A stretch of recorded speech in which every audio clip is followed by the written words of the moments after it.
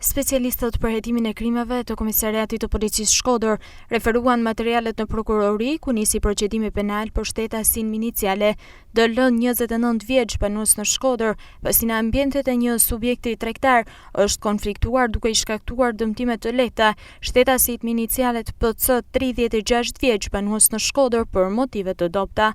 Po ashtu u referuan materialet në prokurori, njoftim mbi faktin pasi dje në lagjin Naim Gjylbegu në banesën e tij ku jetonte i vetëm është gjetur i pajet, shtetasi inicialet AK 59 vjeç. Ka veprimet hetimore të deritanishme, dyshohet se vdekja ka qenë natyrale.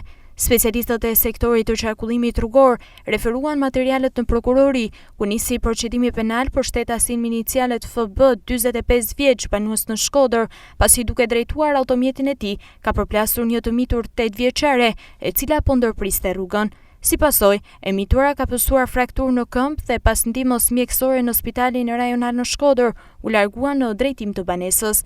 Gjithashtu, specialistët e sektorit të qarkullimit rrugor referuan materialet të prokurori, njoftim mbi faktin pasi dje në territorin e doganës Hani Hotit Malësi e Madhe, shtetasi inicialet MK 57 vjeç banuese në Podgoricë Malizi ka rënë në kanalin e kontrollit të kamionëve.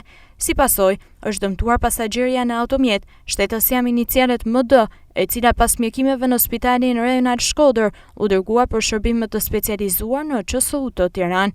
Materialet procedurale ju referuan prokurorisë pranë gjykatës së shkallës së parë të jurisdiksionit të përgjithshëm Shkodër për veprime të mëtejshme.